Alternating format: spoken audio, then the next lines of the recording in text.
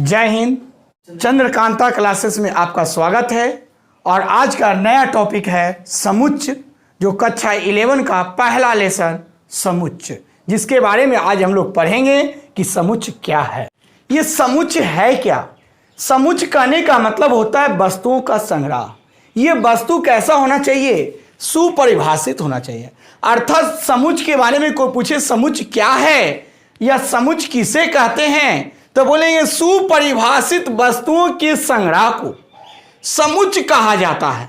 और समुच्चय को वर्णमाला मतलब ABCD वर्णमाला के बड़े अक्षरों द्वारा डिनोट किया जाता है और समुच्चय को मंझली कोष्ठक के अंदर लिखा जाता है। ये समुच्चय के बारे में सर्वप्रथम जर्मन गणितज्ञ जॉर्ज कैंटर ने बतलाया। इनका जन्म सन 1845 ईस्वी में हुआ और इनकी मृत्यु सन 1918 ईस्वी में हुआ। गणितज्ञ का क्या नाम है? George canter. इन्होंने बतलाया समुच्चय क्या है, तो सुपरिभाषित वस्तुओं के संग्रह को समुच्चय कहा जाता है। सुपरिभाषित करने का मतलब होता है, सु का मतलब सुंदर और परिभाषित का मतलब परिभाषा देना। जिसको सुंदर रूप से, सुंदर तरीका से हम परिभाषा दे सकते हैं, उसी को कहते हैं सुपरिभाषित। इसे वर्णमाला के बड़े अक्षरों द्वारा, वर्णमाला करने का मतलब ABCD के बड़े अक्षरों द्वारा डिनोट किया जाता है।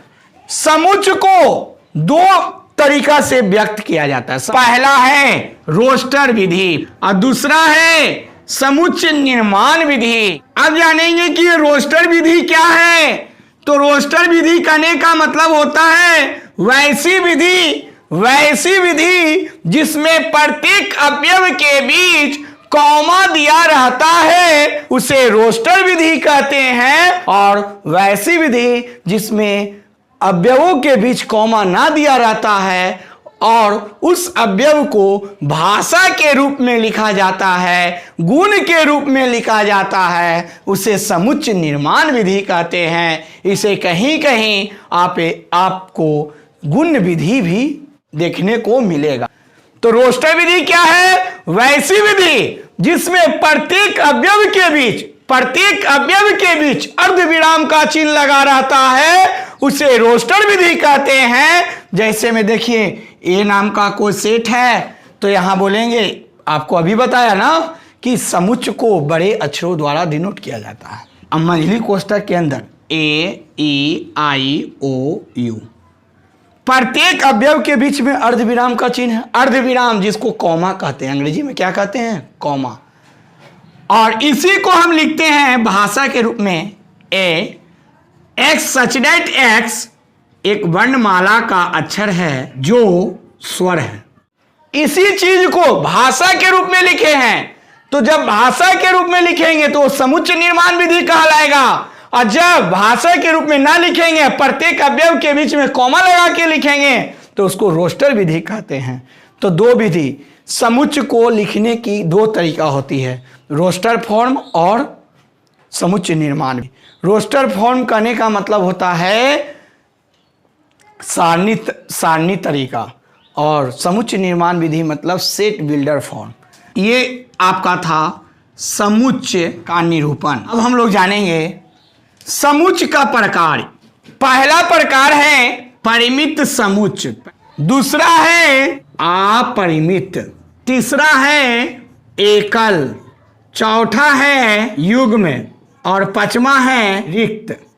मुख्य रूप से आपको बता रहे हैं समुच्चय का प्रकार।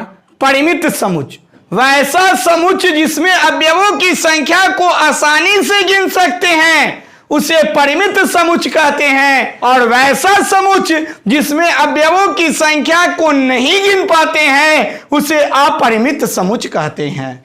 एकल समुच्चय वैसा समुच्चय जिसमें अवयवों की संख्या एक होती है, उसे एकल समुच्चय कहते हैं। और वैसा समुच्चय जिसमें अवयवों की संख्या दो होती है, उसे युग्म समुच्चय कहते हैं। और वैसा समुच्चय जिसमें एक भी अवयव ना होता है, उसे रिक्त समुच्चय कहते हैं।